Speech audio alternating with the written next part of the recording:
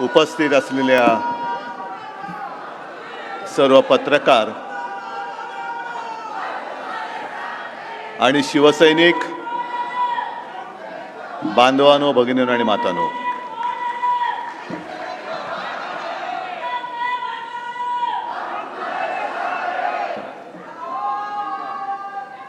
आपण काल जो म्हणजे गेल्या आठवड्यामध्ये लबाडाने जो निकाल दिला,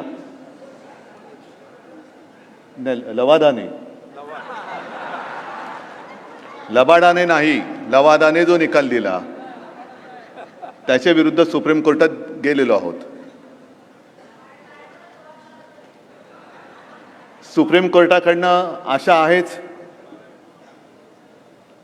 ती एक शेवटची आशा असं मानलं तरी सर्वोच्च न्यायालय जे आहे या देशामधल्या लोकशाहीचा मूलभूत घटक, तो जनता, त्या न्यायालयात आज आम्ही आलेलो आहोत. कारण देशामध्ये मतदार हा सरकार ठरवत असतो. आणि एक गोष्ट लक्षात घ्या की कदाचित जगामध्ये आपला एकमेव किंवा फार कमी देश असे आहेत की ज्यांनी जनतेने संविधान जनतेच्या चरणी अर्पण केलेलं आहे. म्हणजेच काय की सरकार कोणाचंही असलं तरी सत्ता ही सामान्य जनतेचीच असली पाहिजे. मला कल्पना ही काही जाहीर सभा नाही. बरंचसं जे काही सांगायचं ते व्यवस्थित सांगितलेलं आहे. हा सूर्य हा जयेंद्रथ, आता तरी निकाल मिळाला पाहिजे, न्याय मिळाला पाहिजे. नाहीतर संजय राऊत, आपण जे बोललात, पुरावा पुरावा पुरावा की गाढावा, माझं तर आव्हान आहे, नार्वेकरांनी, मिंध्यांनी माझ्याबरोबर जनतेत जाऊन उभं राहावं. पोलीस प्रोटेक्शन नाही, मी एक सुद्धा पोलीस घेणार नाही सोबत. तसंच मिंध्यांनी यावं, नार्वेकरांनी यावं आणि तिथे नार्वेकरांनी सांगावं शिवसेना कोणाची.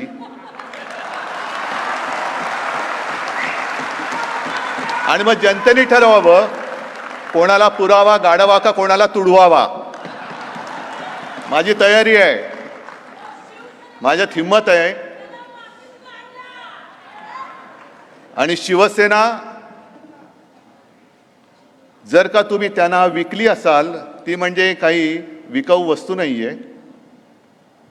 मग एवढं तुम्ही केल्यानंतर सुद्धा आज तर इकडे शिवसैनिक आहेतच, पण जिथे जिथे जातो ते सगळे लाखो जनता शिवसैनिक माझ्यासोबत कसे. आणि आज मी असं ऐकलं, म्हणजे कालच ऐकलं, आपण सर्वोच्च न्यायालयात गेलो आणि मिंधे गट उच्च न्यायालयात गेला. म्हणजे तिकडे पण टाइमपास करायचा आहे. असीमजी, तुम्ही सांगितलं, खरं म्हणजे तुम्हाला आणि रोहितजी तुम्हाला खास धन्यवाद देतो की आपण आलात आणि अत्यंत सुंदर पद्धतीने मांडलं.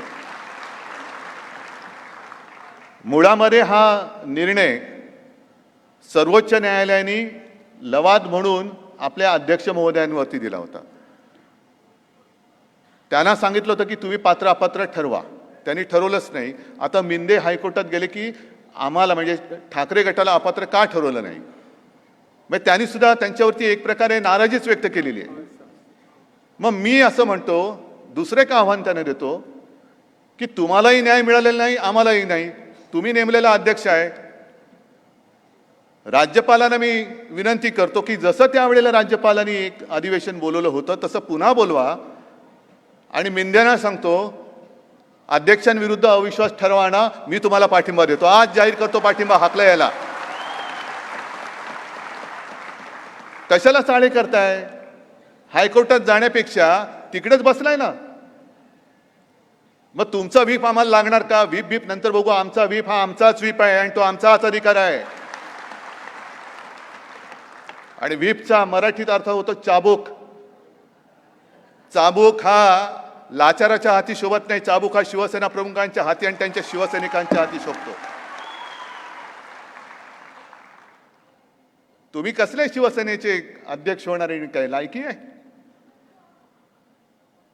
दुर्दैवाने काय झालेलं, ती सुरेश भटांची कविता आहे ना, गर्दीत गारद्यांच्या सामील रामशास्त्री, संजय राऊत आपण म्हणालात की रामशास्त्री बाणा, तो बाणाच त्या गारद्यांच्या गर्दीत सामील झालेला आहे. आता मेल्याविना मड्याला दुसरा उपाव नाही, म्हणजे उपायच नाही. मग आपण नुसतं मढ म्हणून बघत राहणार का लोकशाहीच्या खुन्यांचं मढ करणार आपण? म्हणजे राजकारणामध्ये एकूणच जी काय थट्टा चाललेली आहे हे सगळं बघितलं ना तुम्ही. घटना नाही, घटना नाही, घटना नाही. मला तर वाटतं अनिल आणि आसिमजी, मी म्हणतोय ते बरोबर का चूक सांगा, आपण निवडणूक आयोगावरती एक केस करायला पाहिजे. नाही सांगतो, कारण त्यांनी आपल्याला कामाला लावलं होतं. तुम्हाला सगळ्यांनी मी सांगितलं होतं आणि जवळपास 19,41,41,000 आपण शपथपत्र आणि 100 रुपयाच्या स्टॅम्प पेपरवरती प्रतिज्ञापत्र लिहिली होती. मग निवडणूक आयोग काय त्याच्याकडे गाद्या पुरवल्या नाहीत? सरकारने म्हणून गाद्या करून झोपलंय त्याच्यावर. एक तर ते स्वीकारा, आमच्या बाजूने आमचा जो हक्क आहे तो आम्हाला द्या, नाही तर आमचे 19,41,000 इंटू किती असतील पैसे आम्हाला परत द्या. हा मोठा घोटाळा आहे, निवडणूक आयोगाचा घोटाळा आहे हा. पैसे सामान्य शिवसैनिकाचे गेलेले आहेत. तिकडे कोणी असे जगातले 2 नंबरचे श्रीमंत आमचे कोणी मित्र नाही आहेत की जे पैसे देतील आणि आम्ही अर्ज भरून घेऊ. ईडी सुद्धा त्यांचाच नोकर आहे, सगळेच नोकर आहेत त्यांचे. मी आता उघडपणाने बोलतो, आणखीन काय करणार आहेत आणि काय करतील? तुम्ही बसलात ना इकडे, बघून घ्याल तुम्ही, मला काय चिंता.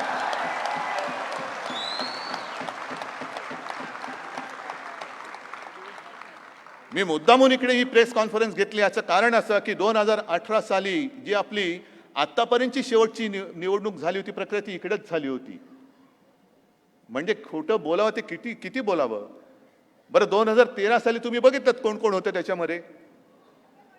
रामराम गंगाराम पण होते ना त्याच्यात. नाही म्हणजे त्यांनी रामराम केल्या म्हणून रामराम गंगाराम म्हटलं, नाही तर तसं काय मला म्हणायचं नव्हतं. पण ही अशी सगळी नालायक माणसं एकत्र करून तुम्ही आम्हाला गिळायला निघालात. गिळायला निघाले ठीक आहे, उद्या काय होईल बघा. आज कदाचित वाटले तुम्हाला गिळले, उद्याची हालत काय होईल ती तुम्ही बघून घ्या. गिळल्यानंतर पुढे 24 तासांनी काय होतं. आता काही जण मला विचारतात की उद्धव ठाकरे यांनी राजीनामा दिला नसता तर. मी देऊन टाकला राजीनामा, कारण मला सत्तेचा मोह नाही. एका क्षणात वर्षा सोडला आणि एका क्षणामध्ये मी मुख्यमंत्रीपद पण सोडलं, भिरकावून दिलं. मी कायदा वगैरे तो बघत नाही बसलो. मला वाटलं की माझा शिवसैनिक जो शिवसेना प्रमुखांनी शिकवण दिलेली आहे त्या विचाराला, त्या संस्कृतीला मी जागलो आणि मी जागणार. याला म्हणतात शिवसेना प्रमुखांचा विचार. मग असे काही म्हणतात की तुम्ही राजीनामा दिला नसता तर सुप्रीम कोर्टाने असं म्हटलंय की तुम्हाला परत मुख्यमंत्री केलं असतं. अहो बरोबर आहे, पण त्याच्यानंतर सुप्रीम कोर्टाने जे त्यांचं निरीक्षण नोंदवलं ते फार गंभीर आहे. त्यांनी राज्यपाल महोदय म्हणून त्यांचा जो काय दुसरा नोकर इकडे बसवला होता, डोकं काय सगळंच काळ आहे त्यांचं. त्यांनी मुळामध्ये ते अधिवेशन बोलवलं तेच असंविधानिक होतं. म्हणजे सरकारच असंविधानिक बसलेलं आहे तिकडे. माझ्या राजीनाम्याचं काय घेऊन बसलात? राज्यपाल महोदयांनी, म्हणजे राज्यपाल म्हणून कोश्यारी नाही म्हणत मी, त्या खुर्चीचा मान राखतो, संपूर्ण ते कटामध्ये सहभागी झाले. आणि ह्या कटाची सुरुवात ही एक महत्वाचा मुद्दा आहे. जसं आसिमजी तुम्ही म्हणालात की उद्धव ठाकरेची लढाई नाहीये ही, फक्त शिवसेनेची लढाई नाहीये ही, संपूर्ण आता जग बघतंय ही लढाई. आता या देशामध्ये लोकशाही जिवंत राहणार आहे की नाही त्याची ही लढाई आहे. ही लढाई आता केवळ लोकशाहीची पण राहिलेली नाहीये. ही लढाई आता या देशामध्ये सुप्रीम कोर्ट अस्तित्वात राहणार आहे का लवाद त्याच्या डोक्यावर बसणार आहे त्याची ही लढाई आहे. म्हणजे आता सुप्रीम कोर्टाचा आदेश हा सर्वोच्च मानायचा किंवा या लबाडाचा आदेश सर्वोच्च मानायचा, ही लढाई आता उद्या होणार आहे. ठीक आहे, आमच्या पात्र अपात्रतेचा निर्णय आहे तो माझी जनता घेईल. ते म्हणतील त्या दिवशी मी घरी बसेन. पण लोकशाही राहणार आहे की नाही जिवंत, हा महत्वाचा प्रश्न आहे. सर्वोच्च न्यायालयाचं अस्तित्व, त्याचं वर्चस्व, त्याचा अधिकार. नाहीतर संजय राऊत तुम्ही इकडेच बोलला होतात आपल्या 19 जूनच्या कार्यक्रमामध्ये, कारण तेव्हा तो निकाल दिला होता आणि आपल्याला एक अशी वेडी आशा होती की आता हे सर्वोच्च न्यायालयाने दिलेल्या चौकटीत निकाल देतील, तो त्याने द्यायलाच पाहिजे होता. आणि तुम्ही बोलला होता की जे कोर्ट असतं ते फाशीची शिक्षा सुनावतं, बरोबर ना असीमजी?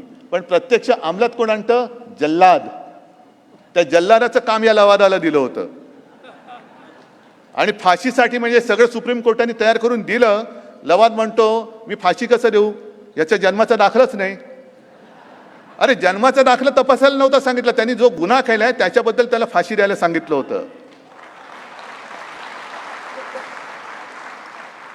आणि आणखीन ते निवडणूक आयोग म्हणजे दिव्यच आहे.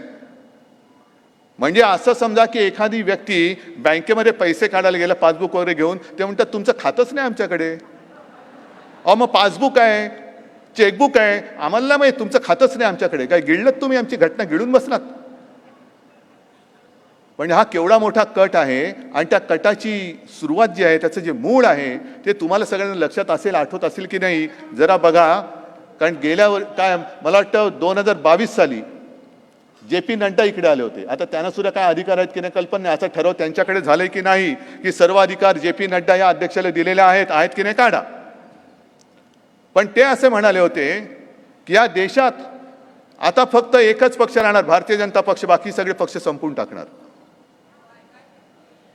ही त्याची सुरुवात आहे. त्याच्या कटकारस्थानाला तिथून सुरुवात झाली. आणि त्याच्यामध्ये मग ED, इन्कम टॅक्स, CBI, निवडणूक आयोग, हे लवाद सगळेजण त्यांचे कटाचे सगळे गार्दी त्यांनी एकत्र केले आणि ते घाव घालायला सुरुवात केली. त्यांनी शिवसेना संपवायचा प्रयत्न करतायत, राष्ट्रवादीचा करतायत. तुम्ही संपूर्ण देशात बघा, सगळीकडे हेच चाललेलं आहे त्यांचं.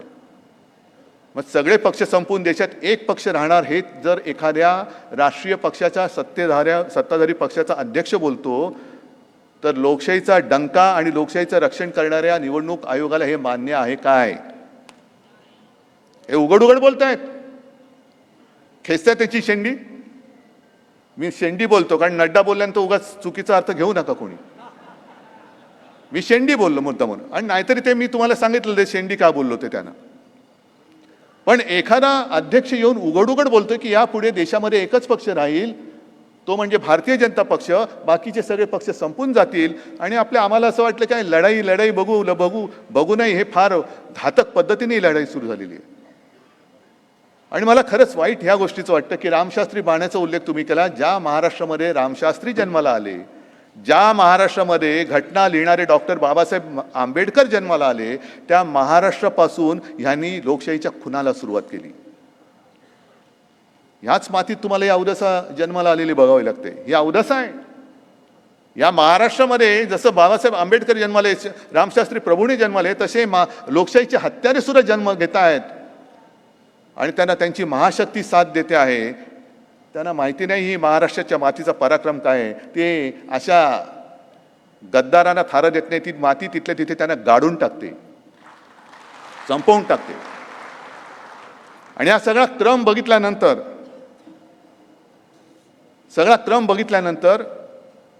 आजचं हे करणं हे फार गरजेचं होतं. कारण आपल्यावरती संशय घेतले गेले. मध्ये कोणीतरी सांगितलं की शिवसेनेने पेपर नीट ठेवले नाहीत. सगळं पेपर आणखीन काय काढायचं, आणखीन काढून तुम्हाला दाखवतो. पण महत्त्वाचा मुद्दा की समजा 1999 साली आम्ही दिलेली घटना ही शेवटची मानली. मग 2014ला मला काय म्हणून तिकडे मोदींना पाठिंबा द्यायला बोलवलं होतं? 2019ला मला काय म्हणून मोदींना पाठिंबा द्यायला बोलवलं होतं? कशासाठी माझी सही घेतली? मग कोणतरी ढोकळेवाल्याची घ्यायची होती, शेवफापडेवाल्याची घ्यायची होती. तुम्हाला अजूनही असेल, नको आता त्याची वेळ झाली, आठवण करू नका, चहाचीच वेळ झाली. पण मला बोलवलं होतं. आणि तुम्हाला माहिती असेल की जेव्हा मला वाटतं 19 साली जी रांग बसली होती, नरेंद्र मोदी आणि सगळे बसले होते, त्याच्यात मला बसवलं होतं. आणि मोदीजी मला वाटतं तेव्हा बोलले ते का 14 साली बोलले असतील, लक्षात नाही आता, कि अब बाला साहब नहीं रहे, कुछ सलाह मशवरा करनी होती है तो मैं आप उद्धव जी से बात करता हूँ. मग मी काय असाच होतो? मग तुमचा तो आता काय, मला कधी कधी माझी पंचायत काय होते की घराणेशाहीचा आरोप झाल्यावरती मला उत्स्फूर्तपणाने घराण्याचे पारंपरिक शब्द आठवतात. पण ते मी उच्चारायला गेलो की मग वाटतं अरे थांब जरा. आणि मग मला मनातल्या मनात समानार्थी शब्द आठवून मग ते बोलावे लागतात. नाहीतर मी काहीतरी बोलणार होतो, जाऊ द्या. पण तुमचे महनीय अध्यक्ष त्यावेळीचे अमित शहा, वेळ आली तर बोलेन, पण तुमचे महनीय तेव्हाचे अध्यक्ष अमित शहा हे माझ्याकडे आले होते. नंतर त्यांनी सांगितलं ऐसा कुछ हुआ ही नहीं, अरे कुछ करना ही नहीं था, कुछ होने नहीं, तर फिर आले कशाला होते आणि काय म्हणून आला होता तुम्ही? 19 साली माझा पाठिंबा घ्यायला शिवसेनेचा, माझ्या शिवसेनेचा, होय माझ्या शिवसेनेचा, माझ्या वडिलांचा पक्ष आहे.